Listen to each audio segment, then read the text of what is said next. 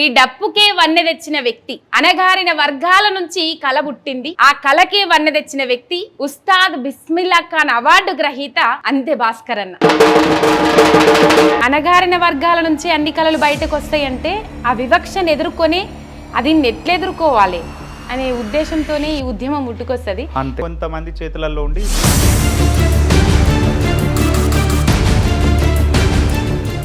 పిలుచుకున్నారు కదా సీఎం రేవంత్ రెడ్డి గారు పిలుచుకున్నారు. ఏం మాట్లాడారు మీతోని? ప్రభుత్వం వాళ్ళ చేతిలో ఉన్నది, వాళ్ళు ఒక అధికారంలో ఉన్నారు కాబట్టి. ఏంది వీళ్ళందరూ ఇట్లా అంటున్నారు, ఇక నేను వదిలేస్తా ఈ కళను, ఈ డప్పు ఇడిచిపెడతా అనుకున్న సందర్భాలు ఎప్పుడన్నా ఉన్నాయా? అందరూ చెయ్యి పట్టుకొని వదిలేసారు నన్ను.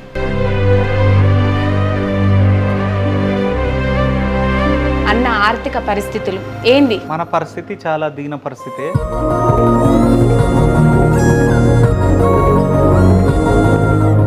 గడప దాటితే సుడిగుండాలు, గడప దాటితే సుడిగుండాలు, గండాలతో వచ్చే కష్టాలు, గుర్తుకొస్తుంది ఊరు మా ఊరు. అందరికీ నమస్తునుల్లా, welcome to our channel. This is రేఖ.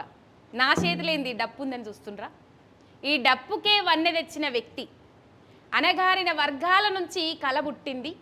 ఆ కళకే వన్నె తెచ్చిన వ్యక్తి ఇలా మన మధ్యలో మన ముంగట కూర్చున్నాడు. ఆయననే ఉస్తాద్ బిస్మిల్లా ఖాన్ అవార్డు గ్రహీత అందే భాస్కర్ అన్న. అందే భాస్కర్ అన్న మన ముంగట కూర్చున్నాడు. అందుకే నేను ఈ డప్పు పట్టుకున్నా, ఆ డప్పుతోనే అన్నను పరిచయం చేయాలని అనుకున్నా. ఈ డప్పు కళకు గుర్తింపు కోసం ఎన్నో ఏండ్ల కొద్ది ఎదురు చూస్తూ ఉన్నారు. ఆ కళ అందరి కళ ఇయ్యాల అందే భాస్కర్ అన్న సాకారం చేసిండు. ఆ అన్నతోటి మాట ముచ్చట చర్చిద్దాం, చాలా అంశాలు మాట్లాడుకుందాం. అన్న నమస్తే. అన్న నమస్తే. ఎట్లున్నవే? మస్తు మంచిగా ఉన్నారా చెల్లె? నేను అడగక ముందే నువ్వు నన్ను అడుగుతాను. నేను మంచిగున్నా, నువ్వు మంచిగుండాలని మనస్ఫూర్తిగా కోరుకుంటున్నా. థ్యాంక్ యూ రా, చాలా ధన్యవాదాలు. ఈ డప్పు ఇయ్యాల నీకు ఒక గుర్తింపు తెచ్చిపెట్టింది. అవును, ఆ డప్పు ఇయ్యాల నీ చేతులు ఉన్నది. ఆ డప్పుకు గాను నువ్వు వాయించిన దానికి గాను ఇవాళ నేషనల్ అవార్డు నేను వరించింది. అదే ఉస్తాద్ బిస్మిల్లా ఖాన్ అవార్డు. ఎన్నో గొప్ప గొప్ప త్యాగాలు చేస్తే గానీ ఈ అవార్డు ఇవాళ నీ చేతికి రాలే. అవును. ఎట్లా అనిపిస్తుంది అన్న? చాలా గర్వంగా అనిపిస్తుంది. అంటే రెండు, అంటే మన తెలుగు పరిభాషలో చెప్పాలంటే మిత్ర వైరుధ్యం శత్రు వైరుధ్యం అన్నట్టుగా. ఒకవైపు ఏమో సంతోషం అవార్డు వచ్చిన తర్వాత, ఒకవైపు ఏమో గతమంతా దుఃఖం. అంటే ఈ రెండిట్ల మధ్యలో జీవనం సాగిందన్నట్టుగా. కానీ ఏదేమైనప్పటికీ కూడా కష్టాలు అనేటివి ఎప్పుడు ఉండవు, సంతోషాలు అనేటివి ఎప్పుడు ఉండవు. రెండింటిని సమూజ్జిగా మనం స్వీకరిస్తేనే సక్సెస్ అవుతాం అనేది ఒక అర్థం అయితే అయింది జీవితానికి. అట్లరా ఒక రాయి ఉలిదెబ్బలు కోల్చుకుంటేనే శిల్పం అవుతుంది, అంతే. ఆ రోజు ఈ రోజు మీరు ఇవాళ అన్ని ఉలిదెబ్బలు భరించారు కాబట్టి ఇవాళ ఒక శిల్పం లెక్క ఇక్కడ కూర్చున్నారు. అంతేనా? అంతే. శిల్పాలకి ఇచ్చిన వాల్యూ ఇది ఇప్పుడు చాలా బరువు ఉందన్న. ఎట్లా వేసుకొని కొడతారు అసలు? అది ఇంకా ఇట్లా పట్టుకుంటేనే బరువు అనిపిస్తుంది. రోజంతా వాయించిన సందర్భాలు కూడా ఉంటాయి కదా మీరందరూ? మస్తుగా ఉన్నాయి. అది ఇంకా జస్ట్ 2 కిలోలు ఉంటది, ఇది 5.5 కిలోలు. నువ్వు పట్టుకున్నది? నేను పట్టుకున్న డప్పు. ఇది దేంతో చేసిండ్రు? అది అంటే డప్పుకు 2 పద్ధతులు ఉంటాయి రా తయారు చేయడానికి. అంటే మేకతోలుతోటి చేయొచ్చు, బర్రెతోలు అంటే దుడ్డేది, బర్రె పిల్లది దుడ్డేది. ఆంధ్ర, ఖమ్మం, నల్గొండ వాళ్ళు దూడ అంటారు. ఆ దూడ తోలుతోటి కూడా చేయొచ్చు, 2 తోళ్ళతో చేయొచ్చు. కానీ దూడతోలు అంటే దుడ్డె తోలుతోటి చేసిందే చాలా పక్కడబందీగా వస్తుంది, శబ్దం మంచిగా వస్తుంది, వినడానికి వినసొంపుగా ఉంటుంది. మేకది కూడా అట్లనే వస్తుంది కానీ జర తక్కువ వస్తుంది. ఇది ఒక్కసారి కుదురుకుందనుకో 10 డప్పుల పెట్టు ఒక డప్పుతోటి వాయించవచ్చు. ఎండలో పెడితే ఇంకెక్కువ, ఎండలో పెడితే ఎక్కువ వేడికి అదవుతుంది. ప్లస్ కాపి మంట పెట్టి కాపినా కానీ చాలా గట్టిగా మంచి శబ్దం వస్తుంది. కాపితే ఖరాబ్ కాదా తోలు? కాదు, టెక్నిక్ ఉంటుంది. ఇప్పుడు సిగరెట్ తాగుతారు, తాగుతున్నప్పుడు మూతి దాకా రాగానే బంద్ చేస్తాడు, అంటే వాళ్ళ టెక్నిక్ అది. ఇది కూడా అంతే, కాపేటప్పుడు చాలా టెక్నిక్ ఉంటుంది. ఇప్పుడు డప్పు తోలు డప్పుకు ప్లాస్టిక్ డప్పుకు తేడా ఏందన్న? అంటే తోలు అనేది శబ్దానికి చాలా మంచిది, వినడానికి వినసొంపుగా ఉంటుంది. ఇదేమో కారు ఆరన్ లాంటిది, అంటే ఒక్కసారి ఎక్కువ కావచ్చు, ఒక్కసారి తక్కువ కావచ్చు. కాబట్టి తోలు డప్పుదే శ్రేష్టమైనది. ఇది ఇప్పుడు ఏంటంటే ఆధునీకరణలో ఇప్పుడు మనం అంత యాంత్రీకరణ జీవితానికి వచ్చేసినాం కాబట్టి అట్లా తోలు అనేది కొంచెం కనుమరుగైపోయింది. గతి లేక దీని సైడ్ రావడం జరిగింది మనిషి అనేటోళ్ళు. కాబట్టి అంతే తేడా తప్ప తోలుదే శ్రేష్టమైనది, మంచి శబ్దం, అందుకోసమే అదే మంచిది. అట్లా ఏం చదువుకున్నాడు అందే భాస్కర్ అన్న? నేను చాలా పెద్ద చదువు ఇక చదువుకున్నా. పెద్ద చదువు గురించి జర పోతే మాట్లాడుకుందామన్నా. ఈ ఆనందంలా ఒక్కసారి దరువు వేద్దాం, తప్పనిసరిగా సరేనా? వేద్దాం. నాకైతే ఏ రాదు. నువ్వు అట్లా పట్టుకొని ఉండు, నేను నేను వేస్తారా. అంతే సరే, అంతే, సరే. సరేనా?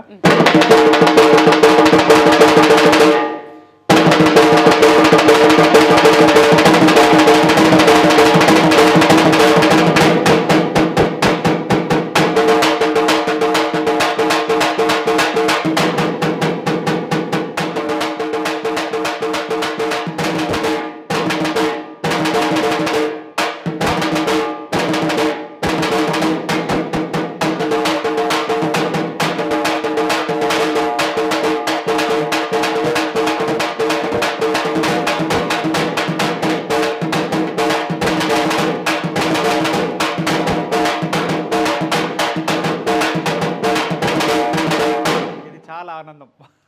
అంత ఆనందం కనబడ్డదా వాయించుట్లని? అట్లా ఎన్ని రకాలుగా వాయించగలుగుతావన్న?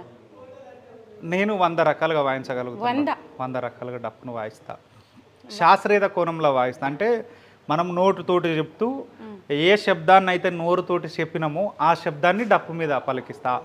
అట్లా అది మా గురువు, నా గొప్పతనం కాదు, మా గురువు స్వర్గీయ కుంపటి సూర్యభవంతరావు సార్ దగ్గర ఆ జతులను నేను నేర్చుకున్నా. అట్లా సార్ ఇచ్చిన ఆశీర్వాదమే నాకు. ఆయన దగ్గర నుండే నేర్చుకున్నా. సార్ ఒక 40,000 మందికి నేర్పించుడు. ఎవరెవరు ఎట్లా పట్టుకున్నారో తెలియదు కానీ ఆయన వారసత్వాన్ని మాత్రం నేను కొనసాగిస్తున్నా. ఆయన దీవెనలు నాకు ఎల్లప్పుడూ ఉంటాయి కూడా. మీ సొంత ఊరు ఎక్కడన్నా? మాది సిద్దిపేట జిల్లారా, దుబ్బాక నియోజకవర్గం, మిరుదొడ్డి మండల్, అందే మా ఊరు. అందే. అట్లా మా ఊరు పేరే నా ఇంటి పేరు అయిపోయింది. ఇక అంటే అంతకుముందు వేరే ఇంటి పేరు ఉంటుండేనా? అవునరా, మా ఇంటి పేరు అంగడి. అంగడి వాస్తవానికి సర్టిఫికేట్ నేమ్ అంగడి అని ఉంటుంది కానీ అంగడి అంటే కేవలం మా ఊరు వరకు, చిన్నప్పటి ఫ్రెండ్స్ వరకు మాత్రమే తెలుసు. మా ఊరు దాటిన తర్వాత ఎవరికి అంగడి భాస్కర్ అంటే ఎవరికి తెలియదు, అందే భాస్కర్ అంటే తెలుసు. అట్లా డప్పు భాస్కర్, అందే భాస్కర్ గానే అయిపోయింది. అట్లా మాది మిరుదొడ్డి మండల్, అందే. చిన్నప్పటి నుండి 7వ తరగతి వరకు మా ఊళ్ళోనే ఉన్నా, మా ఊళ్ళోనే చదువుకున్నా. తర్వాత కుటుంబ పరిస్థితులు కొన్ని కారణాల వల్ల మళ్ళీ హాస్టల్ వెళ్ళిన. హాస్టల్కి పోయి 8, 9 కొండపాక హాస్టల్లో చదువుకున్నా. అప్పుడు సోషల్ వెల్ఫేర్ హాస్టల్ వసతి గృహంలో ఉండి చదువుకున్నా. 10వ తరగతి పాలమాకులలో. ఆ తర్వాత ఇంటర్మీడియట్ వచ్చేసి Goud junior college Mirudoddi, degree PG Nizam college first. ఆ తర్వాత పొట్టి శ్రీరామ్ తెలుగు యూనివర్సిటీలో ఇంకోటి ఎంపీఏ చేసిన, మాస్టర్ ఆఫ్ పర్ఫార్మింగ్ ఆర్ట్స్. తర్వాత జర్నలిజం చేసిన, ఎంఫిల్, ఇప్పుడు పిహెచ్డి. ఇట్లా ఇదంతా నా పరంపర కొనసాగింది. ఇవన్నీ చదువులు చదివిన? అవును. ఇప్పటి పోరగాళ్ళకు 2 చదువుమంటేనే బాధ అవుతుంది. నువ్వు ఇవన్నీ ఎట్లా చదివినా, ఎందుకు చదివినావు? ఇన్నిగానం ఎందుకు చదవాలనిపించింది? నాకు నేను ఎక్కువ కష్టపడి చదవడానికి రీజన్ అంబేద్కర్ సార్. అంటే దీపం వెలుగులో చదువుకొని ఎక్కడనో అమెరికాకి వెళ్ళిపోయి అక్కడ చదువుకున్నాడు. కాబట్టి అంబేద్కర్ సారే మనకు ఇన్స్పైర్. కాబట్టి సార్ మార్గంలో నడవాలనుకున్నాం, ఆ మహనీయుల మార్గంలో నడవాలనుకున్నాం. కాబట్టి వాళ్ళే మనకు ఇన్స్పైర్. మహనీయులు అందరూ గొప్ప గొప్ప వాళ్ళు ఎవరున్నారు, మహాత్మా జ్యోతిరావు పూలే సార్ కావచ్చు, సావిత్రిబాయి పూలే మేడం కావచ్చు, అంబేద్కర్ సార్ కావచ్చు, ఇంకా చాలామంది రాజకీయాలలో ఉన్నటువంటి గొప్ప గొప్ప వాళ్ళు. అట్లా అదే ఇన్స్పైర్ అనిపించింది, అందుకోసమే మనం చదవాలనుకున్నాం.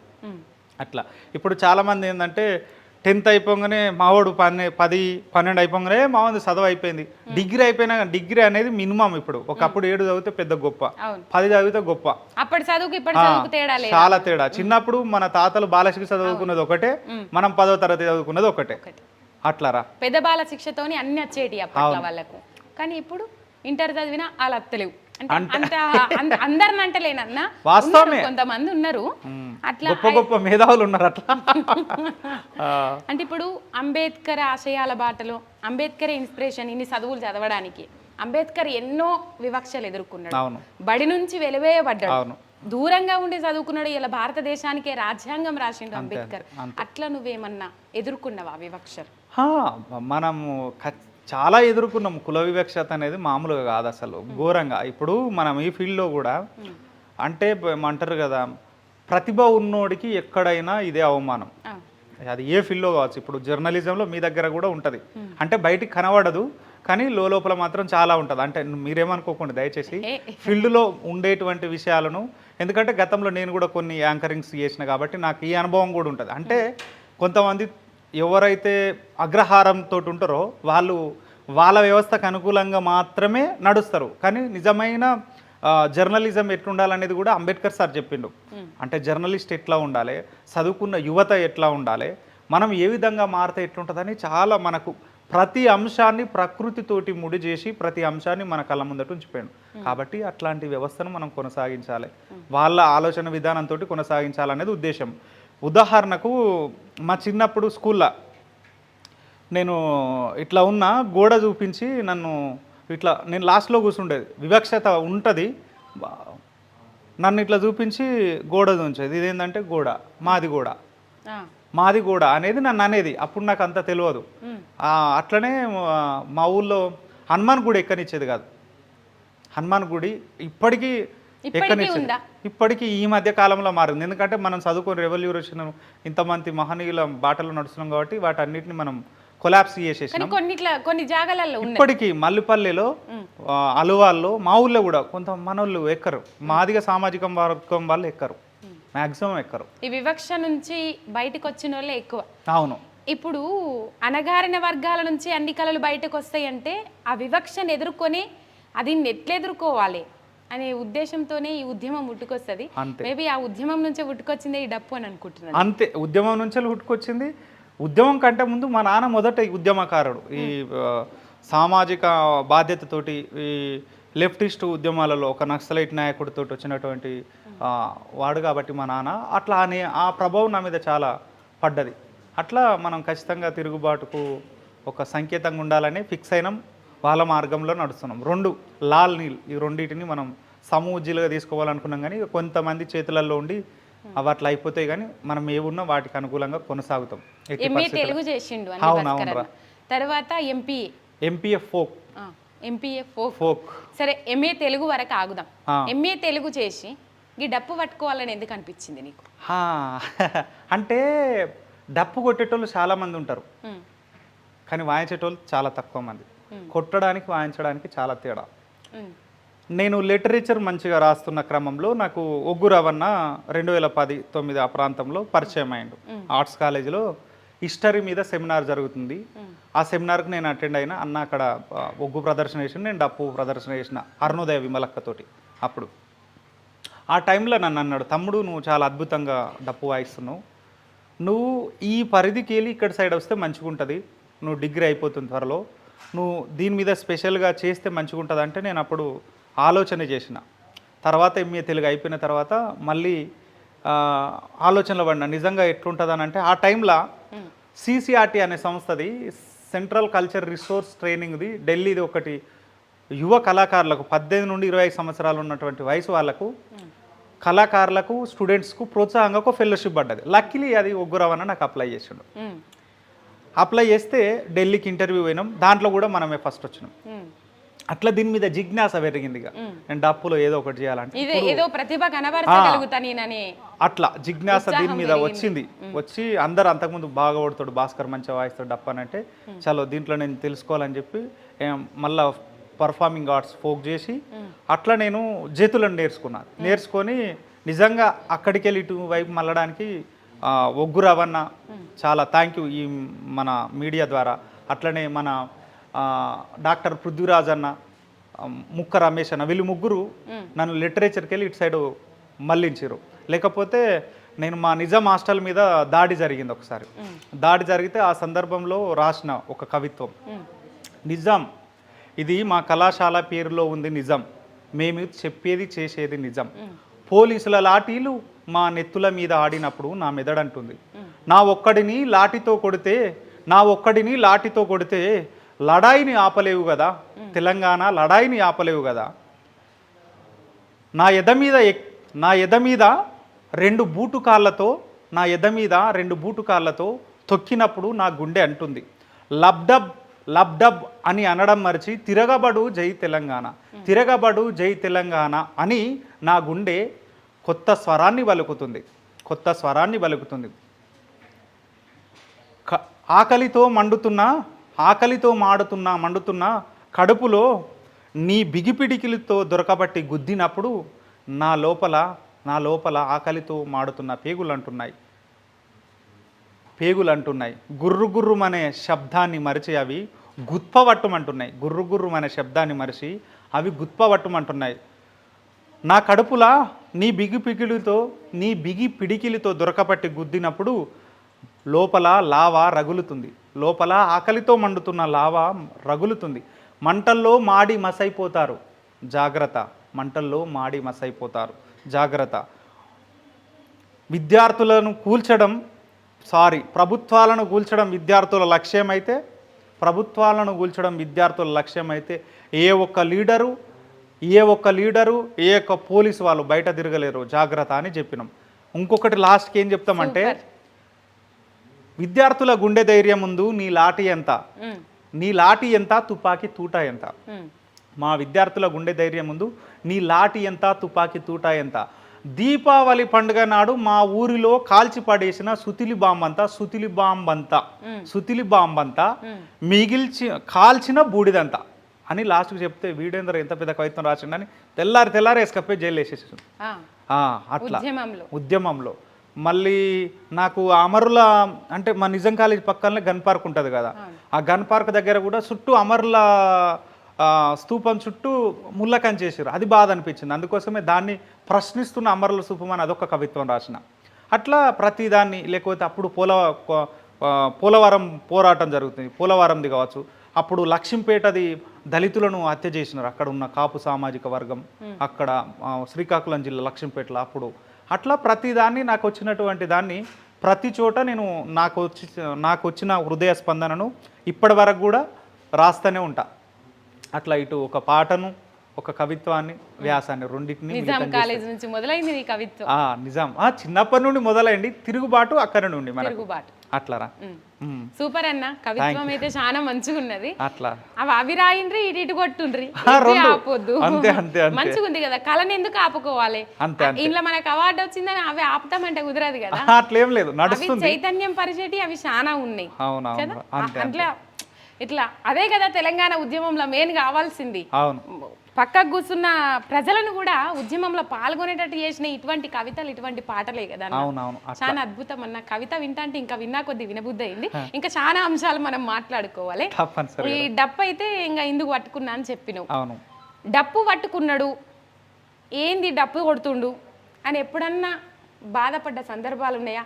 ఏంది వీళ్ళందరూ ఇట్లా అంటున్నారు, ఇక నేను వదిలేస్తా ఈ కళను, ఈ డప్పు ఇడిచిపెడతా అనుకున్న సందర్భాలు ఎప్పుడన్నా ఉన్నాయా? అంటే నన్ను అవమానం చేసిన సందర్భాలు ఉన్నాయి. ఈ డప్పు పట్టుకుండు ఇప్పటికి ఊళ్ళే నేను పిహెచ్డి చేస్తున్నాం, మనం చదువుతా ఉన్నామంటే ఎవరు డప్పు పట్టుకొని తిరుగుతుండలే, వానికి ఏం పని లేదు. చదువులోకి కనిపించేది. ఒక మనల్ని చూసే సమాజం కూడా ఏమే బాలన్న మీ కొడుకు అందరేమో వాడు మంచిగా చదువుకుంటారు, యూనివర్సిటీలు ఉంటాడు అంటే ఇదేంది డప్పు పట్టుకొని తిరుగుతుండు ఇట్లా అని మా నాన్నను కూడా మా అయ్యని అడిగి చాలాసార్లు అది చేస్తే మా అయ్య సూటి మనిషి, వానికి ఇష్టమైన రంగంలో వాడు పోతుండు. నేను ఏమనను, వానికి ఏది మంచి ఏడ్చేదో వానికి తెలుసు. మేము కూడా అందుకోసం వానికి స్వేచ్ఛ ఇచ్చినాం. కాబట్టి నేను మీ లెక్క అన్నారని నేను ఉలికిపడానని చెప్పిండు మా అయ్య. చాలా మందికి చెప్పిండు, చాలా గొప్ప ఆన్సర్. కాబట్టి మా అయ్యను కానీ మనల్ని కానీ ఇక అనరు. ఎందుకు అన్నారంటే ఇప్పుడు అర్థమైంది, ఓహో ఈయన చదువు దీనికి చేసింది కాబట్టి ఆయనకు కేంద్ర సంగీత నాటక అకాడమీ ఉస్తాద్ పురస్కారం వచ్చిందని. అప్పుడు ఎవరైతే హేళన చేసిన వాళ్ళు ఉన్నారో ఇప్పుడు వాళ్ళే ఊర్లో ఫ్లెక్సీలు కట్టేసారు మనకి. సూపర్. అది కదా అన్న, అసలైన గుర్తింపు మనం సాధించిన అనడానికి అదే కదా నిదర్శనం. అంతే. అట్లా నేను అంటే అనిపించింది, బాధపడినా కానీ ఎప్పుడు వదిలిపెట్టలే నేను. ఎప్పుడు డప్పు 7 సంవత్సరాలు అప్పుడు నేను సంఖకేసుకుంటే ఇప్పుడు 35-36 సంవత్సరాలు వచ్చినాయి. అప్పటిదాకా కూడా మనం వదిలిపెట్టలేదు. దాదాపు 21 సంవత్సరాల నుండి ఈ ప్రజా ఉద్యమాలలో 21 ఇయర్స్ ఇప్పుడు 21 ఏండ్లకు అత్యున్నత పురస్కారం నిన్ను వరించింది. హ్యాపీగా ఉందన్నావు, బాధగా కూడా ఉందన్నావు. ఎందుకు ఉన్నదన్నావు బాధ? అంటే బాధ ఏంటంటే మన పరిస్థితులు కొంచెం మనకు అనుకూలంగా ఉండయి. ఎవరికైనా, ఏ కళాకారుడికైనా, ఏ కవికైనా, ప్రతి కళాకారుడిది సమస్య అదే. మనం పరిస్థితులను దాటుకొని బయటపడితేనే మంచిదని చాలామంది జీవితాలను దగ్గరికి వెళ్ళి చూసినాం. కాబట్టి ఆ క్షణం అట్లా అనిపిస్తుంది. ఇప్పుడు మా ఇల్లు లేదు, నన్ను ఇన్సల్ట్గా చేసేటోళ్ళు ఎక్కడనో ఉండరు, మన చుట్టాలు అంటేనే ఉంటారు. అవు మన అయ్యవాకి చెప్తారు, లేకపోతే ఎవరితోటే చెప్తారు. వాళ్ళు ఒక మాట అంటే అప్పుడు ఒక 5 నిమిషాలు బాధ అనిపిస్తుంది, కలుకుమంటుంది గుండె. సరే అనుకుంటాం. ఆ తర్వాత ఇవన్నీ అవసరం అని అనుకుంటే మళ్ళీ మనకు వెంటనే ఎక్కడికి పోతాం, మహానీయులు గుర్తొస్తారు. చాలా వాళ్ళు అంతా కష్టపడ్డరు, మనం గీ చిన్నదాన్ని కోరుసుకోమా, ఇంత చిన్నది మనకెట్లా అని మళ్ళీ వెంటనే కన్వర్ట్ అయిపోతాం. అయిపోయి చలో వస్తుందిలే, నాకు ఇలా వస్తుంది మనం ఇంత చదువుకున్నాం కదా అని ఈ పాజిటివ్ థింకింగ్ తోటే నేను పోతున్నా. చాలా పేదరికం ఉన్నది లేదని కాదు, మనం చదువుకునే చదువులకు కానీ వీటన్నిటికీ చాలా కష్టపడుతూ వచ్చినాం. మనకు చాలామంది అన్నలు సహకారం చేసిరు, వాళ్ళ రుణం కూడా తీర్చుకోలేనిది. కాబట్టి మనం అట్లున్నాం కాబట్టి ఇట్లా వచ్చింది. స్పెషల్గా నా జీవితంలో అంటే 2 రకాల మార్పులు అంటాం కదా, అందరూ చెయ్యి పట్టుకొని వదిలేసిరు నన్ను. అందరూ చెయ్యి భాస్కర్ అట్లా ఇట్లా అట్లా ఇంద్రుడు చంద్రుడు అన్నోళ్ళు వదిలేసినారు. కానీ అందరు వదిలేసిన టైంలో హరికృష్ణ సార్ నా చెయ్యిని పట్టుకుండు.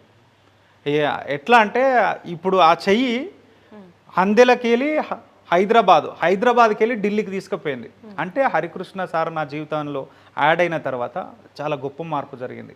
ఈ కళాపరంగా కావచ్చు, మనం చేసేటువంటి యాటిట్యూడ్లో కావచ్చు, మనం నలుగురితో ఎట్లా మెదలాలనేది అట్లా చెప్పి ఈ అవార్డు వచ్చిందంటే కేవలం reason only single person, doctor మామిడి హరికృష్ణ సార్, తెలంగాణ భాష సంస్కృతి శాఖ డైరెక్టర్. ఎక్కడనో సావుల కాడ, పెండ్లిల కాడ, పోషమ్మల కాడ, మైసమ్మల కాడ, ఎల్లమ్మ కాడ కొట్టే డప్పు ఇంతవరకు డప్పుకు అవార్డు రాలేదు. ఖచ్చితంగా ఈ సంవత్సరం రావాలని గత ప్రభుత్వంలో ప్రపోజల్ పెడితే ఈ సంవత్సరం కొత్త ప్రభుత్వం హార్డ్ కాపీ పంపించింది.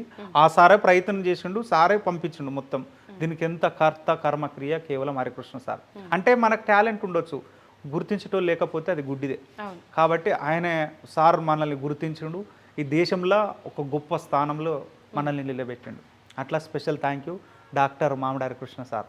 ఎన్నో కళలను గుర్తించిండు. ఆ కళలన్నింటినీ ఇక్కడ కాదు, మన రాష్ట్రం కాదు, రాష్ట్రాంతరాలు ఖండాంతరాలు దాటేలా గుర్తింపు తీసుకొచ్చిండు మామిడి హరికృష్ణ అని చాలా మంది నోటి నుంచి చాలా థ్యాంక్స్. మేము కూడా మామిడి హరికృష్ణకు ఈ సందర్భంగా థ్యాంక్స్ చెప్తున్నాం. ఎందుకంటే మీలాగా ఎదురు చూసేటోళ్ళు చాలా మంది ఉన్నారు.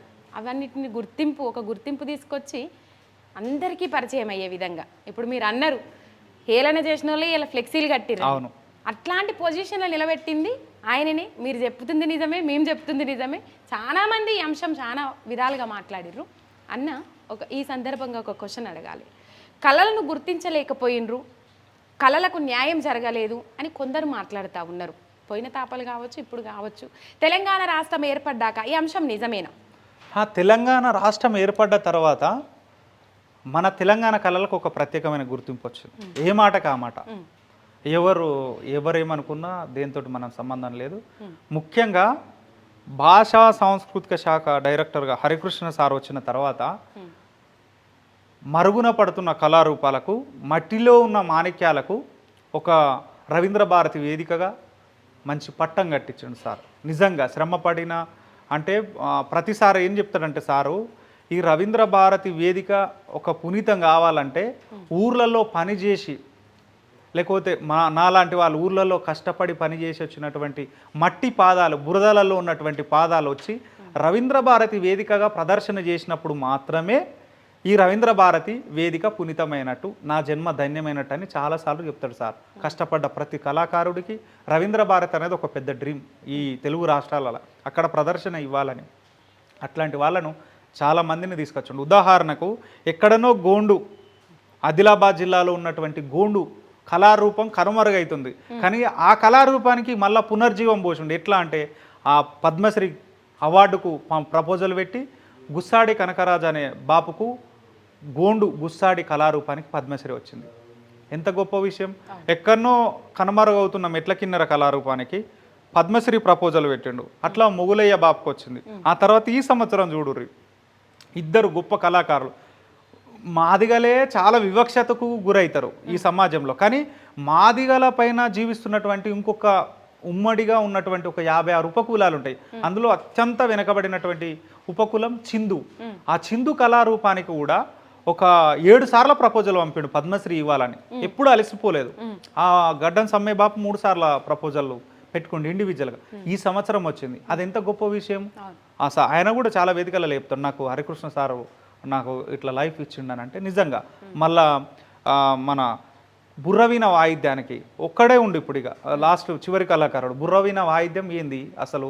వాళ్ళు ఒక పూజారులు వైష్ణవాన్ని బోధిస్తారు, శివాన్ని బోధించేటువంటి వాళ్ళకు కూడా అప్లికేషన్ అంటే పద్మశ్రీకి ప్రపోజల్ పెట్టి ప్రభుత్వం నుండి వీళ్ళకి ఇవ్వాలని ప్రపోజల్ పెట్టింది కేవలం హరికృష్ణ సార్. అట్లా కనుమరుగవుతున్న ప్రతి కళారూపానికి ప్రాణం పోస్తుండు. తెలంగాణ వచ్చిన తర్వాత ఒక 100 పుస్తకాలు కళల కోసమే తీసుకొచ్చిండ్రు. 100 పుస్తకాలు వచ్చినాయి. కాబట్టి వాటన్నిటిని చాలామంది ఏదేదో మాట్లాడతారు, ఇట్లా అట్లా అది ఇది మాట్లాడితే అది ఒప్పుకోవడానికి నిజాయితీగా లేము.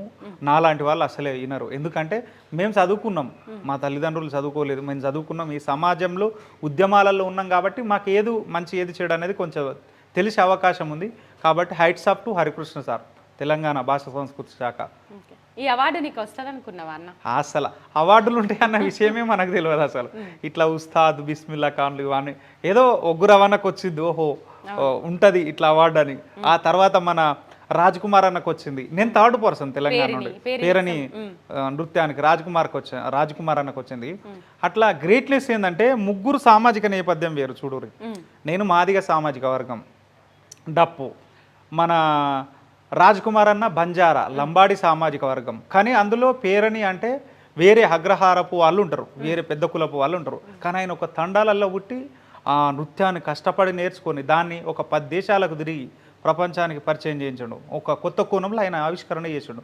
అందుకోసమే ఆయనకు ఉస్తాద్ పురస్కారం వచ్చింది. రవణ ఒక 26 సంవత్సరాలు ఆ ఫీల్డ్లో కష్టపడి ఒగ్గు సేమ్ డప్పు ఎట్లా వివక్షతకి ఎదురైందో ఒగ్గు డోలు కూడా అంతే వివక్షత ఎదురైంది. రవణ వచ్చిన తర్వాత మార్పులు చేర్పులు చేసి ఇప్పుడు దానికి ఒక గౌరవంగా పెట్టాడు. దానికను రవణకు ఉస్తాద్ పురస్కారం వచ్చింది. అట్లా ఇవన్నీ తెలంగాణలో ఫస్ట్ ఉస్తాద్ రవణ, ఒగ్గు రవణ, డాక్టర్ ఒగ్గు రవణ ఇప్పుడు పిహెచ్డి అయిపోయింది కదా. అట్లా ఎందుకన్నా మీరు అది ఆ నేపథ్యం మొత్తం లాగే ప్రయత్నంలో భాగంగా పిహెచ్డీలు చేస్తారు అనుకోవచ్చా? అంటే ఈ ఒగ్గు గొప్పతనంలో రవన్నది, మనము డప్పు గొప్పతనంలో అసలు డప్పు పుట్టుక నుండి ఇప్పటి వరకు ఆధునికత వరకు ఎట్లా ఉన్నది, దీని నేపథ్యం ఏందనేది ఖచ్చితంగా రేపటి సమాజానికి అందించాల్సిన అవసరం. ఇన్స్ట్రుమెంట్స్ మీద ఎవ్వరు వర్క్ చేయలేదు, అందుకోసమే మనం చేస్తున్నాం. అది చెప్పాలి బయట ప్రపంచానికి. ఒక 5-6 ఏండ్ల కింద ఒక 5-6 ఏండ్ల కింద డప్పు సప్పుడైనా డీజే సప్పుడైనా లగ్గాలైనా ఆడికి ఆడోళ్ళు తొంగి చూడడానికి అంటే సప్పులు వద్దనే అడవి మిల్లిలా వాడు ఎందుకు అనేటోళ్ళు. కానీ ఈ డప్పును 3000 మందికి నేర్పించిరని విన్నా. ఎట్లా సాధ్యమైంది అది అందే భాస్కర్ అన్నతో? అంటే సాధ్యం అని అంటే హరికృష్ణ సార్ ప్రోద్బలం, చాలా చాలా ప్రోద్బలం సార్ ఇచ్చినది సహకారంతో. అట్లనే మన గతంలో doctor RS Praveen Kumar sir గురుకుల కార్యదర్శిగా ఉన్నప్పుడు సమ్మర్ సామ్రాయ్ పేరు మీద సమ్మర్ హాలిడేస్లలో పిల్లలకు కళారూపాలు డప్పు కావచ్చు, కోలాటం కావచ్చు, జడకోపు కావచ్చు, బుర్రకథ కావచ్చు, ఇవన్నీ నేర్పించినాం నేను. నా బ్యానర్ అందే మ్యూజిక్ అకాడమీ పేరు మీద నేర్పిస్తే అప్పుడు 1500 మందికి ఒకటేసారి డప్పును నేర్పించినాం. అందులో ఆడబిడ్డలకు అదొక సక్సెస్. ప్లస్ హరికృష్ణ సార్ కూడా డప్పు నేను శిక్షణ తరగతులు చేసినప్పుడు ఓ 50 మంది 60 మందితో స్టార్ట్ చేసినప్పుడు అందులో ఒక 20 మంది ఆడబిడ్డలు ఉన్నారు. వస్తుండే అంటే వివక్షత ఉంటుంది తప్పనిసరిగా. అట్లా తెలుగు యూనివర్సిటీలో ఉన్నటువంటి వాళ్ళు కొంచెం మేము నేర్చుకోవాలన్న తపనతోటి, థియేటర్స్లో ఉన్నటువంటి వాళ్ళు ఫోక్ డిపార్ట్మెంటు ఇట్లా నేర్చుకోవాలని ఉంటే వాళ్ళని పట్టుకొని మనం నేర్పించినాం. గ్రేట్నెస్ ఏంటంటే ఈ డప్పు తయారీలో మన ఆడబిడ్డల పాత్ర చాలా ఎక్కువ. వస్తువులన్నీ వాళ్ళే తయారు చేసి వీటికి సంబంధించినటువంటి వాటిని ఇస్తారు. కానీ కొట్టడంలో వాళ్ళకు విస్మృతమే పూర్వకాలం నుండి ఇప్పటి వరకు. ఇది ఇట్లా కాదు అని చెప్పి నేను దాన్ని డిస్ప్యూట్ చేసేసినాం, బ్లాస్ట్ చేసేసినాం. ఇది వీళ్ళకు కూడా నేర్పించాలని మా గురువు కుంపటి సూర్యభవంతరావు సారు మేము ఫోక్లో ఉన్నప్పుడు ఆడబిడ్డలకు నేర్పించేది. నేను గతంలో అరుణోదయాలు ఉన్నప్పుడు కూడా విమలక్కతోటి వాళ్ళు ఉన్నటువంటి వాళ్ళకు కూడా నేర్పించేది. మరి వీళ్ళకి ఎందుకు నేర్పించద్దు, నేర్పించాలి కదా అన్న ఉద్దేశం అదైతే వాళ్ళకు కూడా నేర్పించినాం. ఈసారి అదే ఆడబిడ్డలను పట్టుకొని ఢిల్లీ రిపబ్లిక్ డే పరేడ్లో తెలంగాణ నుండి ప్రాతినిధ్యం వహించింది కూడా మన తెలంగాణ ఆడబిడ్డలు, నేను నేర్పించినటువంటి వాళ్ళు. ఆ తమ్ముడు అమరవరపు సతీష్ నన్ను ఇన్స్పైర్గా తీసుకొని తమ్ముడు కూడా నేర్పించను. ఆ తమ్ముడికి నేను సహకారం, నాకు తమ్ముడు సహకారం. అట్లా ఆడబిడ్డలకు ఖచ్చితంగా నేర్పించాలి. నేర్పించడమే కాదు, తెలంగాణ మారుమూల పల్లె నుంచి ఢిల్లీ ఎర్రకోట దాకా. ఎస్, ఢిల్లీ రిపబ్లిక్ డే పరేడ్లో ఉన్నాం. ఎర్రకోట రిపబ్లిక్ డే పరేడ్ తర్వాత ఎర్రకోటలో భారత్ పరువు పేరు మీద వివిధ రాష్ట్రాలకు సంబంధించినటువంటి కళారూపాలు ప్రదర్శన జరిగితే అక్కడ కూడా మనమే ఉన్నాం. కాబట్టి ఇది కేవలం హరికృష్ణ సార్ ఇచ్చిన ప్రోద్బలం అంతే. ఓకే అన్న, ఇప్పుడు పాట అన్నావు కదా, అవును, నువ్వే వాడు నువ్వే కొట్టు ఒక పాట. తప్పనిసరిగా. అంటే ఎలాంటి పాట అంటే మహనీయుల కోసమే వాడదాం మనం, పాడన్నా. అంబేద్కర్ సార్ కోసమే పాడదాం. పాట. ఇది మహరు జాతి పల్లె, అది కరుణగల్ల పల్లె. మహరు జాతి పల్లె, ఇది కరుణగల్ల పల్లె. బాబాసాహెబు నందించిన ఆత్మగల్ల పల్లె. మహరు జాతి పల్లె, అది కరుణగల్ల పల్లె. మహరు జాతి పల్లె, అది కరుణగల్ల పల్లె. ఈ జాతి అంటరానిదంటే ఎంత బాధపడితివో, బడిలోకి రావద్దంటే బయట చదువుకుంటివో. నీ చిన్ని చిన్ని మనసు నిండా ఎన్ని చింతలుండెనో, అవన్నీ కలా పోసుకొని మహాజ్ఞాని వైతివో. మహరు జాతి పల్లె, అది కరుణగల్ల పల్లె. మహరు జాతి పల్లె, అది కరుణగల్ల పల్లె. గుడిలోకి రావద్దంటే గుంపుతోని వస్తివో. కలారాం గుడి గంటలు గనగన మోగిస్తివో. మహదు చెరువు నీళ్ళలోకి మహరులు నడిపిస్తివో. మహదు చెరువు నీళ్ళలోకి మహరుల నడిపిస్తివో. రత్నగిరి జిల్లను అది భరత రత్న కిల్లను. మహరు జాతి పల్లె, అది కరుణగల్ల పల్లె. మహరు జాతి పల్లె, అది కరుణగల్ల పల్లె. స్టేటు సోషలిజం అంటూ రాజ్యాంగం రాస్తివో. చిన్న రాష్ట్రాలతోనే అభివృద్ధని అంటివో. సామాజిక న్యాయం ఒకటి సాధించాలంటివో. రాజ్యాధికారం కై దళితుల నడిపిస్తివో. మహరు జాతి పల్లె, అది కరుణగల్ల పల్లె. మహరు జాతి పల్లె, అది కరుణగల్ల పల్లె. మనువు నుండి మార్క్సు దాకా అన్ని చదువుకుంటివో. గౌతముడు పూలె కబీరు గురుతుల్యులంటివో. ఈ పాట సూపర్ అన్న. అట్లా ఈ పాట అంబేద్కర్ కోసం, అంబేద్కర్ సార్ది. ఈ పాట ప్రజాకవి మిత్ర రాసిండు, మిత్ర విమలక్క వల్ల భర్త మిత్ర. చాలా అద్భుతం అన్న. మీరు రాసిన పాటలు ఏమన్నా ఉన్నాయా? ఉన్నాయి రా, మా ఊరు మీద రాసుకున్నా. ఆ ఊరు మీద రాసిన పాట ఒకసారి వాడతావా అన్న? పాడతా తప్పనిసరిగా వాడతా. ఊరు మీద ఏదన్నా ఊపున్న పాట ఒకటన్నా కొడతావా ఇట్లా? మా నాయనమ్మ ఒక జానపదం నేర్పించింది. జానపదం, అద్భుతమైన జానపదం నేర్పించింది, రికార్డ్ అయింది. మా నాయనమ్మ నేర్పించింది. నువ్వు కూడా కోరస్ వాడరా ఒకసారి? కంపల్సరీ వాడతాను. చిలుకాలున్న చింతా మీద, చిలుకాలున్న చింతా మీద, వజ్జీరాల వానా గురుసే, వజ్జీరాల వానా గురుసే. కలికి చిలుకాలు పువ్వట్టేరా నా వన్నే కాడ. కనికి చిలుకాలు పువ్వట్టేరా నా వన్నే కాడ. మల్లె పూల మంటాలయ్యారా నా వన్నే కాడ. సిల్కాలున్న సింతా మీద, సిల్కాలున్న సింతా మీద, వజ్జీరాల వానా గురుసే. అయ్యో సిల్కా వంటి సిటీ రైకా, సిల్కా వంటి సిటీ రైకా. ఆ ఎలుకా గొట్టే ఏమీ సేతు, ఎలుకా గొట్టే ఏమీ సేతు.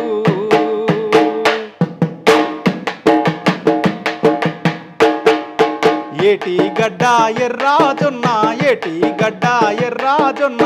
ఏడు మంచెల కావాలి కాడ, ఏడు మంచెల కావాలి కాడ. మరదలంటూ మందాలియారా నా వన్నే కాడ. ప్రేమ పువ్వుల మంటాలయ్యారా నా వన్నే కాడ. మరదలంటూ మందాలియారా నా వన్నే కాడ. ప్రేమ పువ్వుల మంటాలయ్యారా నా వన్నే కాడ. చిలుకాలున్న చింతా మీద, వజ్జీరాల వానా గురుసే. మంచి మంచి పాట ఇది మీ జానపదంలో నాయనమ్మ నేర్పించిందా? మా నాయనమ్మ నేర్పించింది ఈ పాట. ఏమంటది ఇప్పుడు ఉందా నాయన? లేదు, చనిపోయింది పాపం, 2016లో చనిపోయింది.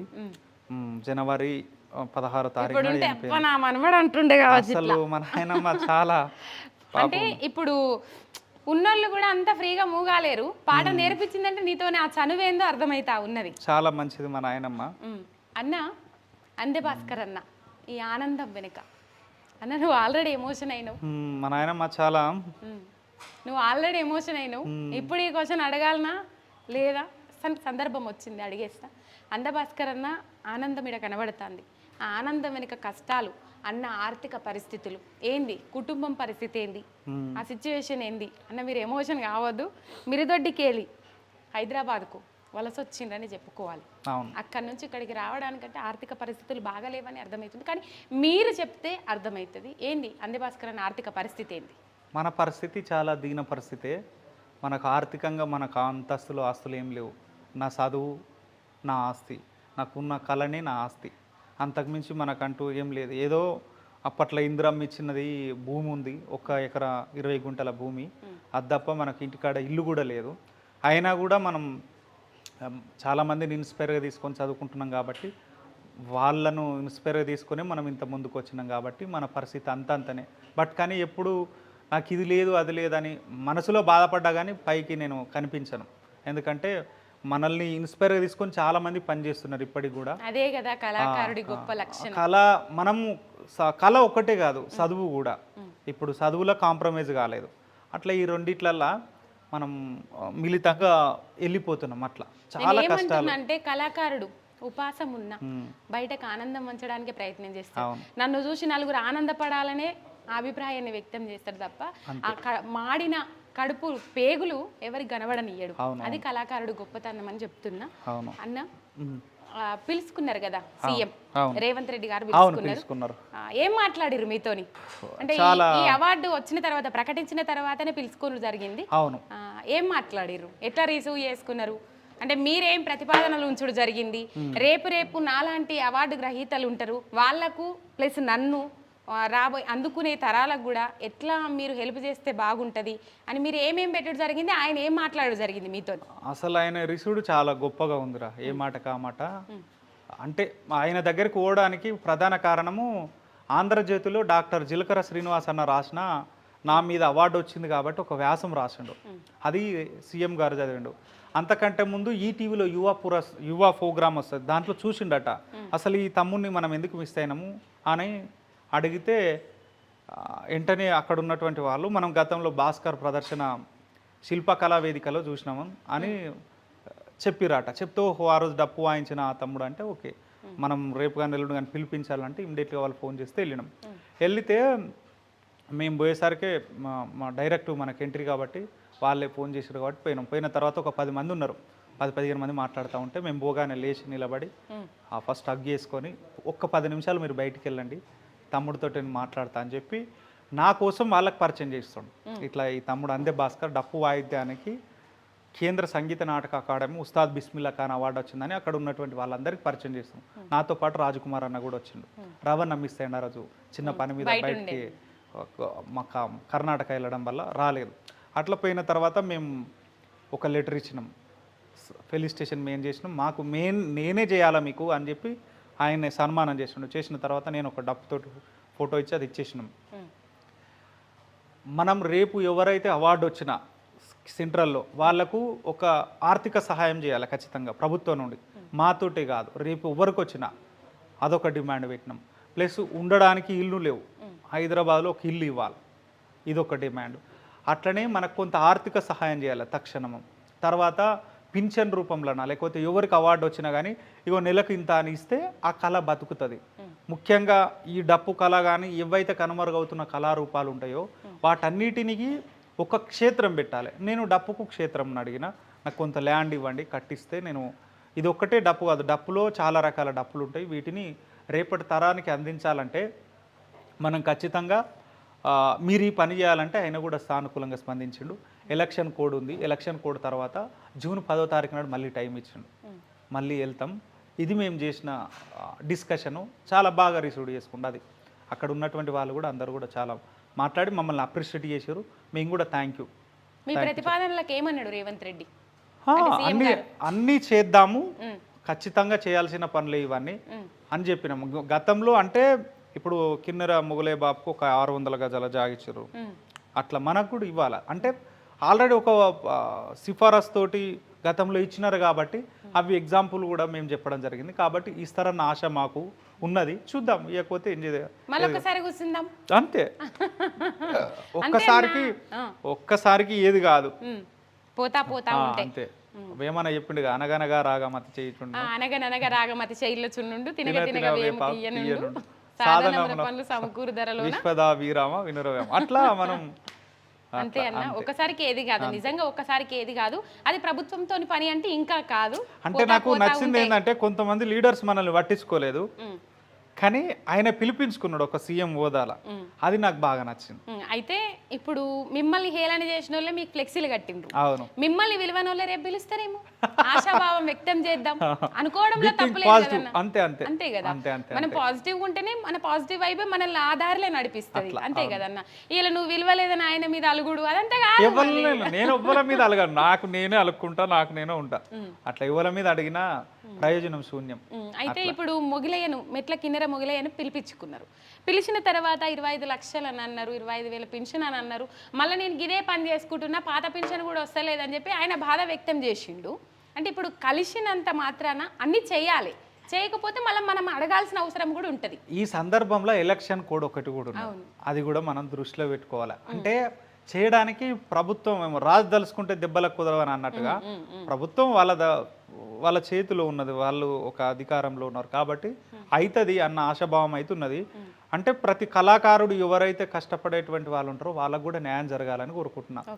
ప్రభుత్వానికి ఇంకొక చిన్న విన్నపం ఏంటంటే, సారథి అంటే 550 మంది కాదు, ఇంకా చాలా మంది కళాకారులు ఉన్నారు, ఒక 2000 మందికి పెంచి దానికి ఒక మంచి కార్పొరేషన్ ఏర్పాటు చేసి, ఎట్లయితే ఫిలిం నగర్ లాంటి, ఫిలిం నగర్ అంటే ఒక సినిమా స్టార్స్ ఉండేది ఉంటుందో, కళాకారులకు కూడా కష్టపడ్డటువంటి వాళ్ళకు ఈ హైదరాబాద్ చుట్టుపక్కల పరిధిలో ఇండ్లు నిర్మించి ఒక కళాకారుల కాలనీ అని పెట్టి ఇందులో ఉన్నటువంటి వాళ్ళందరికీ అడ్జేస్తే కుల మతాలు భేదాలు ఉండయి, పిల్లలు బాగా చదువుకుంటారు, వాళ్ళందరికీ కూడా ఒక మంచి ఎడ్యుకేషన్, క్వాలిటీ ఎడ్యుకేషన్ అందుతుంది. ఆ దిశగా చేయాలని నేను ప్రభుత్వాన్ని విన్నవించుకుంటున్నాను. అన్న ఈడ నిన్ను మెచ్చుకునేదంతా దాన్ని కాదు, నేను మెచ్చుకోవాల్సిన అంశం ఏంటంటే, నాకు ఈ అవార్డు వచ్చింది, మీరు నాకు ఇది వేసి పెట్టుర్రి అని అడగకుండా, నాతోటి పాటు ఎంతమందికి వచ్చినా అన్నీ మీరు ఒక చట్టం తీసుకురావాలి అని చెప్పిరు కదా, దానికి చాలా మెచ్చుకోవాలన్నా హ్యాట్సప్ చెప్పాలి. ఎందుకంటే అది అందరికీ రాదు. నేను చేసినా నాకే దక్కాలి అనుకునేటోళ్ళు ఉంటారు ఇయ్యాల రేపు, కానీ అట్లా ఆలోచించకుండా అందరి కోసం ఆలోచించిండ్రు. అది చాలా గొప్ప విషయం అన్న. నిజంగా ఒకవైపు బాధ, ఇంకోవైపు ఆనందం. అటువంటి అంశాలు ఏంటంటే కంపల్సరీ మీ ఆ ప్రభుత్వము అన్ని ప్రతిపాదనలు వినాలి, మీ అన్ని డిమాండ్లను నెరవేర్చాలని మా మిర్రర్ టీవీ తరపున మనస్ఫూర్తిగా కోరుకుంటున్నామన్నా. ఇంకా ఒక పాట పాడుకుందామా? నువ్వే ఒకటి వాడా, నువ్వు కూడా మంచి సింగర్ అని తెలుసు, వాడాలి తప్పనిసరిగా వాడాలి. నేనేం పాడాలి? మీకు నచ్చిన పాట, జానపదం కావచ్చు, సామాజిక ఉద్యమ నేపథ్యం కావచ్చు. సడన్ గా పాట అంటే పాటలు వదిలిపెట్టేసి చాలా రోజులాయే, అయినా కూడా ఈత ఒక్కసారి కొడతాం, ఈత వస్తుంది కదా, ఈతను వదిలిపెడతామా? సరే అన్న, నేను వాడిన పాట పాడతా, మరి బాగా వాడరాదు నాకు. ఏం కాదు, సరే అన్న. కొచ్చగుండు మీద కోతోలే కూసోని మాటి మాటికి సిటీ కొడతాడే లింగడు, మాటి మాటికి సిటీ కొడతాడే లింగడు. కొచ్చగుండు మీద కోతోలే కూసోని మాటి మాటికి సిటీ కొడతాడే లింగడు, మాటి మాటికి సిటీ కొడతాడే లింగడు. బీపట్ల పువ్వండి బిరకాయ కూరండి, సద్ది వంపు మనే మాయాడిదాను, సద్ది వంపు మనే మాయాడిదాను. సదిగట్ట పెగులేదు ఇంట్లో గాసం లేదు, ఇంటికే రమ్మని నాలింగన్ని, ఇంటికే రమ్మని నాలింగన్ని. దోసిట్ల పువ్వండి దోసకాయ కూరండి, సద్ది వంపు మనే మాయాడిదాను, సద్ది వంపు మనే మాయాడిదాను. సదిగట్ట పెగులేదు ఇంట్లో గాసం లేదు, ఇంటికే రమ్మని నాలింగన్ని, ఇంటికే రమ్మని నాలింగన్ని. పుట్టెడు కట్టం తెత్తే ఎట్టి పాలు చేసే, ఇంటికే రమ్మని ఆలింగన్ని, ఇంటికే రమ్మని నాలింగన్ని. కళ్ళు కిత్తులు లేక సుక్క దిగుతలేదు, గూడాలు దెమ్మని నాయాదిదాన్ని, గూడాలు దెమ్మని నాయాదిదాన్ని. ఈ పాట చాలా అద్భుతంగా పాట. నేను వాడినా, నేను కూడా నేనే పాడిన ఈ పాట సూపర్. కానీ ఇంకా ఇక పాట గురించి ఎందుకులే అన్నది మంచిగా వచ్చిందా లే, లే, లే, చాలా అద్భుతమైన పాట, దాని లోపల చాలా ఆంతర్యం ఉంది. మంచి ఆయన చక్కర్లు కొడతాడు, ఈయన ఈమెను సర్ది పంపమంటాడు, పని లేదు పాట లేదు, ఇంకా అర్థం మీరే చెప్పగలుగుతారు. మొత్తం మీద అదన్నా. మీరు రాసిన పాటలలో మీకు బాగా నచ్చిన పాట ఏదన్నా ఉన్నదా? మా ఊరు మీద రాసింది నాకు బాగా ఇష్టం. అదొక్కటి వాడన్నా, అదొక్కటి వాడిన తర్వాత మనం సెండ్ ఆఫ్ చెప్పుకుందాం. సరే అన్న. గుర్తుకొస్తుంది ఊరు మా ఊరు, గడప దాటితే సుడిగుండాలు, గడప దాటితే సుడిగుండాలు, గండాలతో వచ్చే కష్టాలు, గుర్తుకొస్తుంది ఊరు మా ఊరు. పంట సేలు పలకరించినట్టు, వాడి ఆవులు పరుగు తీసినట్టు, బర్ల మందతో మర్రి కిందికెళ్ళి ఊడలు బట్టి ఊగినట్టు, మత్తాడి మీదెక్కి కూసున్నట్లు, మత్తాడి మీదెక్కి కూసున్నట్లు, దూడే మద్దుంకి ఉరికినట్టు, గుర్తుకొస్తుంది ఊరు మా ఊరు. కిష్టయ్యతో కలిసి నడిసినట్టు, ఇస్తారి వెంట తిరిగినట్టు, ఎంకాట సామెనుక పోయినట్టు, చెట్టు కింద మంద చేరినట్టు, జ్ఞాపకాల బరువు తరుముకొచ్చే, జ్ఞాపకాల బరువు తరుముకొచ్చే, సంధ్య వేళల గొడ్లు ఇంటికొచ్చే, గుర్తుకొస్తుంది ఊరు మా ఊరు.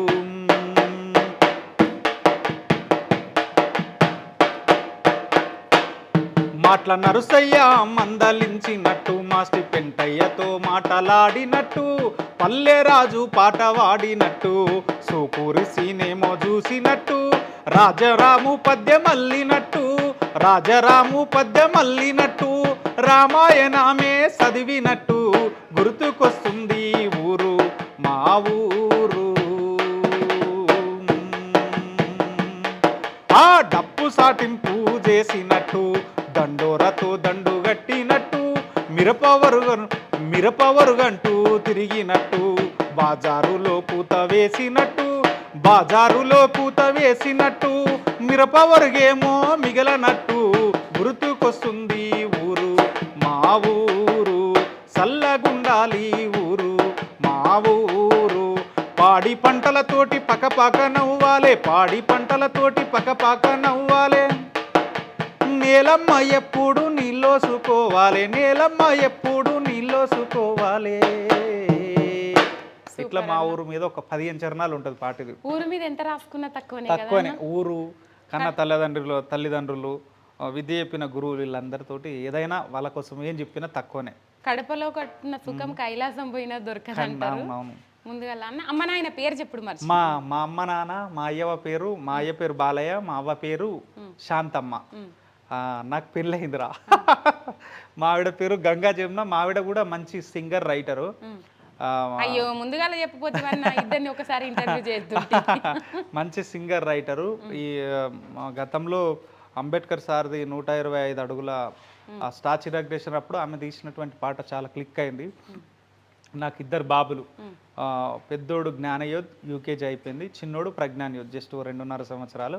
అట్లా మా మంచి పేర్లు పెట్టిన అంటే మహనీయులు మనకు అంతేగా. అట్లా వీళ్ళు ముఖ్యంగా నాకు అంటే మావిడ చాలా మంచిది. ఎప్పుడైనా అర్థం చేసుకునే మనస్తత్వం.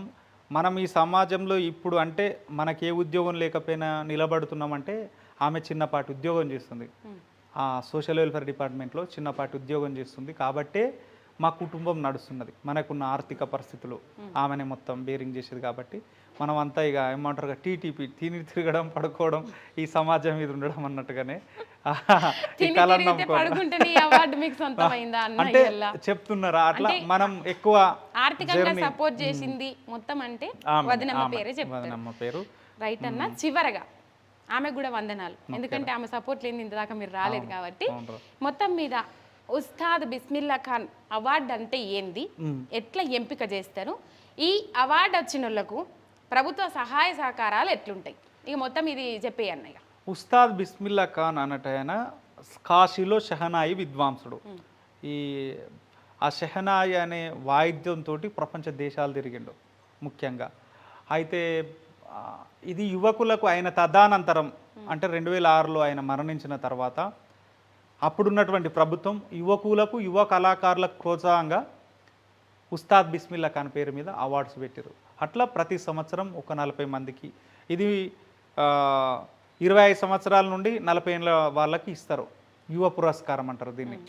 అట్లా దీనికి చాలా పారదర్శకంగా ఎంపిక ఉంటుంది. వాళ్ళు చేసినటువంటి సర్వ్, వాళ్ళు చేసినటువంటి కళల మీద ఎవరైతే మట్టిలో కళారూపాలు ఉంటాయో అన్ని రకాల కళారూపాలు వివిధ రంగాల్లో కృషి చేసినటువంటి వాళ్ళకు దేశంలో ఇచ్చేటువంటి విశిష్టమైన పురస్కారం ఉస్తాద్ బిస్మిల్లా ఖాన్ పురస్కారం. ఇది ఒక రకంగా యువకులకు పద్మశ్రీ లాంటి అవార్డు కళారంగాల్లో, అన్ని రంగాల్లో, సాహిత్య రంగాల్లో.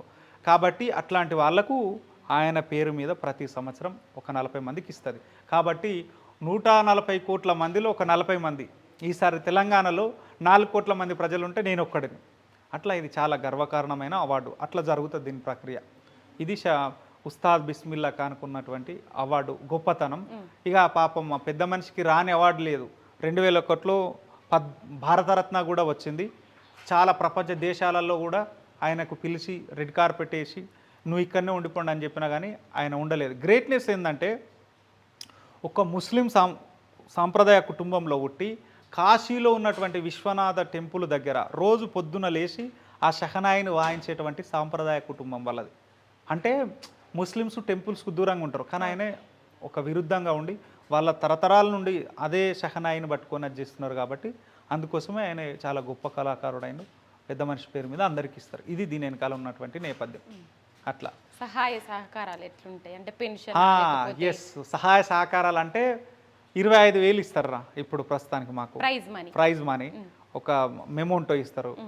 ప్రైజ్ మనీ కంటే దానికి ఉన్న విలువ గొప్పది. డబ్బుల కోసం మనం అంటే చెప్తున్నా, ఉదాహరణగా మెమోంటో వస్తుంది, చాలా సత్కారం వస్తుంది. అంటే ప్రభుత్వాలు ఈ అవార్డు వచ్చినటువంటి వాళ్ళకు సానుకూల దృక్పథంతో ఉండి ప్రభుత్వాలు, కేంద్ర రాష్ట్ర ప్రభుత్వాలు కూడా ఏదన్నా అంటే ఇప్పుడు కల్చర్ కమిటీస్ ఉంటాయి, వాళ్ళను కొంతమందిని తీసుకుంటారు.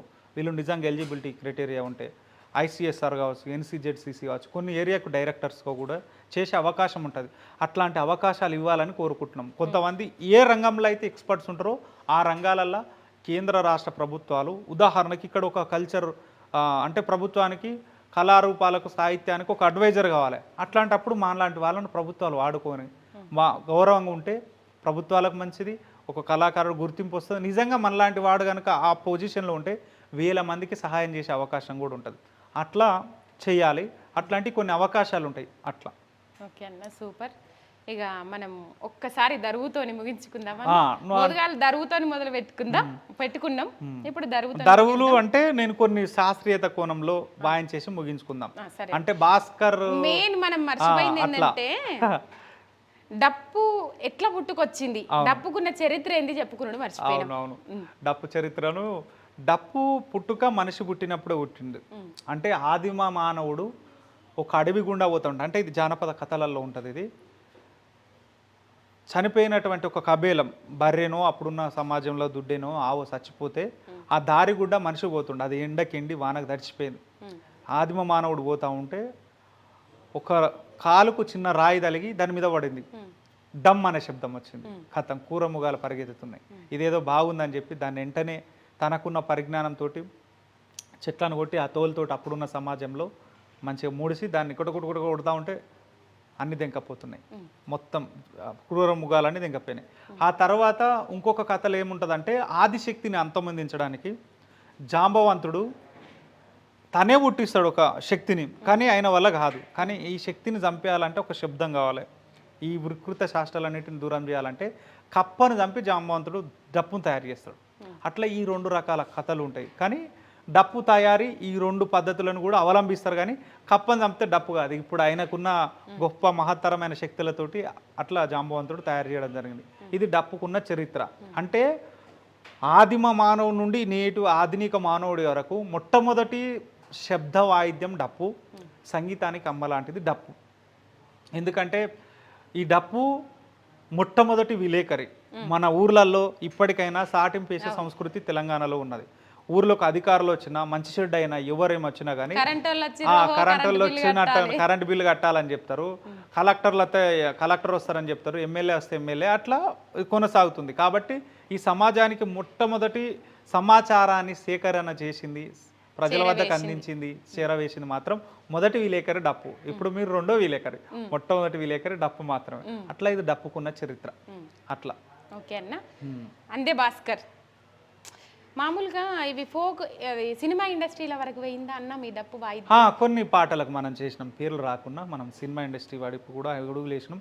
ఫ్యూచర్లో మనమే చాలా చేస్తాం. ఓపిక ఉంటే ఏదైనా వడ్డీతోటి వస్తుంది అన్నట్టుగా ఆ ఓపిక మనకు ఉంది కాబట్టి మనం ఖచ్చితంగా దాన్ని కొనసాగిస్తాం. కొన్ని అవకాశాలు కూడా మనకు వచ్చినాయి, నడిపిస్తాం వాటిని. ఏదన్నా ఒక పాట, ఏ పాటకి చేసిరన్న యాదున్నదా?